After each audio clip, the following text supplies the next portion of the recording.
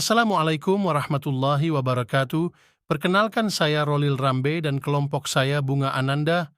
Saya di sini kami akan mempresentasikan video pembelajaran kami yang berjudul Definisi dan Gambaran Ekonomi Internasional.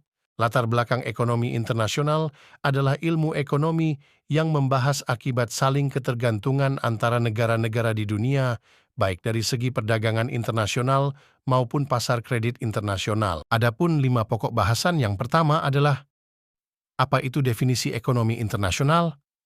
Kedua, apa tujuan dari ekonomi internasional? Ketiga, apa saja masalah yang terdapat dalam ekonomi internasional?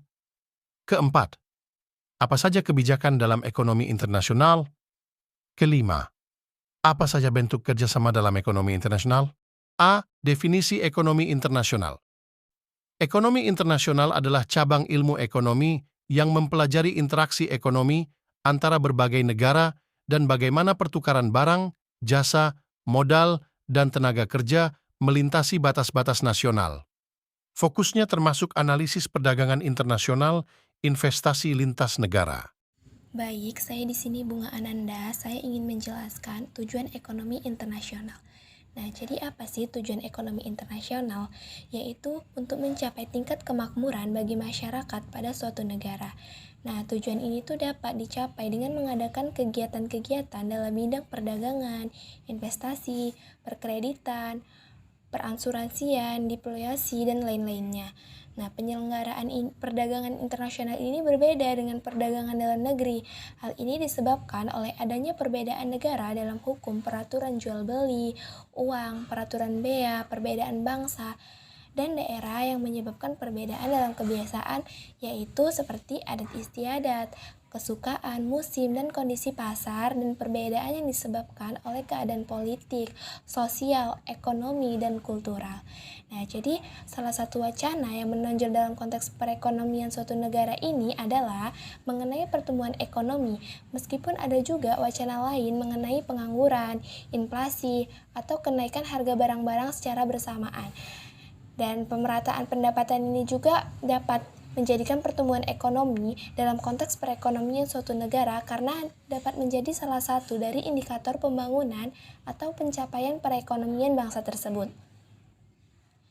Kemudian yang kedua itu ada masalah yang terdapat pada ekonomi internasional.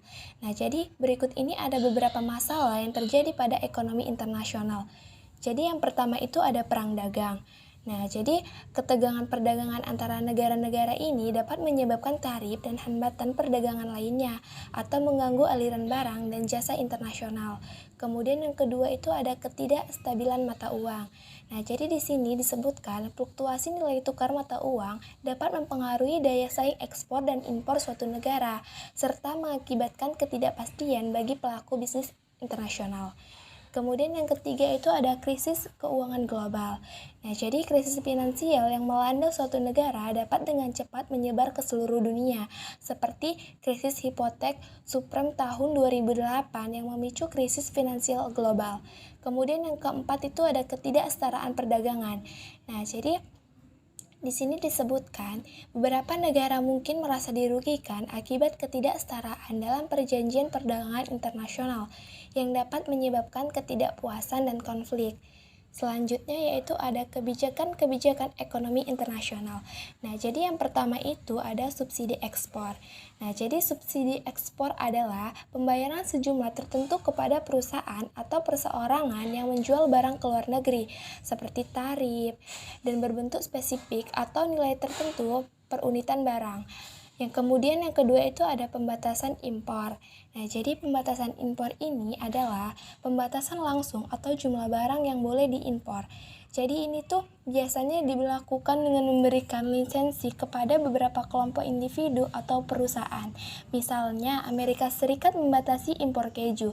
Hanya perusahaan-perusahaan dagang tertentu yang diizinkan mengimpor keju tersebut. Nah, jadi masing-masing yang diberikan jatah untuk mengimpor sejumlah tertentu setiap tahunnya itu tak boleh melebihi jumlah maksimal yang telah ditetapkan. Jadi besarnya kuota itu untuk setiap perusahaan didasarkan pada jumlah keju yang diimpor di setiap tahun-tahun sebelumnya. Kemudian ada subsidi kredit ekspor. Nah, jadi subsidi kredit ekspor ini semacam Subsidi ekspor hanya saja sewujudnya dalam pinjaman yang disubsidikan kepada pembeli. Amerika Serikat seperti juga kebanyakan negara memiliki suatu lembaga pemerintah atau ekspor-impor yang diarahkan untuk paling tidak memberikan pinjaman-pinjaman yang disubsidikan untuk membantu ekspor. Selanjutnya yaitu ada pengendalian pemerintah. Nah, jadi di sini disebutkan pembelian-pembelian oleh pemerintah atau perusahaan-perusahaan yang diatur secara ketat dapat diarahkan pada barang-barang yang diproduksi di dalam negeri, meskipun barang-barang tersebut lebih mahal daripada yang diimpor. Baik, selanjutnya yaitu ada macam-macam kerjasama internasional. Nah, jadi di sini terdapat dua. Yang pertama itu kerjasama bilateral. Nah, jadi kerjasama bilateral ini adalah kerjasama yang melibatkan dua negara dalam bentuk hubungan diplomatik, perdagangan, pendidikan, hingga kebudayaan. Dalam menjalin hubungan kerjasama bilateral ini, Indonesia cenderung lebih memprioritaskan nilai-nilai saling menghormati, tidak ikut campur urusan dalam negeri negara lain, menolak menggunakan kekerasan, dan mengutamakan konsensus. Nah, yang kedua itu ada kerjasama regional. Selain kerjasama bilateral, ada juga kerjasama regional yang meliputi kerjasama antar negara dalam satu kawasan. Contohnya, kerjasama regional yang dilakukan Indonesia hingga saat ini adalah ASEAN. Organisasi bagi negara di kawasan Asia Tenggara ini telah beranggotakan 10 negara.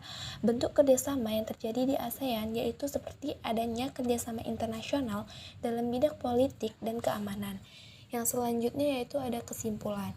Nah, jadi kesimpulan dari penjelasan di atas ini adalah bahwa ini tentang bagaimana negara-negara berinteraksi dalam hal perdagangan, investasi, keuangan, dan faktor-faktor lain yang mempengaruhi pertukaran ekonomi di antaranya mereka. Jadi hal ini tuh melibatkan analisis kebijakan, dinamika pasar global, serta dampaknya terhadap pertumbuhan ekonomi dan kesejahteraan masyarakat. Nah, jadi tujuannya ini adalah untuk memahami dinamika global dan mencari cara agar negara-negara dapat berinteraksi secara saling menguntungkan dalam lingkungan ekonomi yang semakin terhubung. Sekian pemaparan dari presentasi video pembelajaran kami akhiri. Assalamualaikum warahmatullahi wabarakatuh. Terima kasih.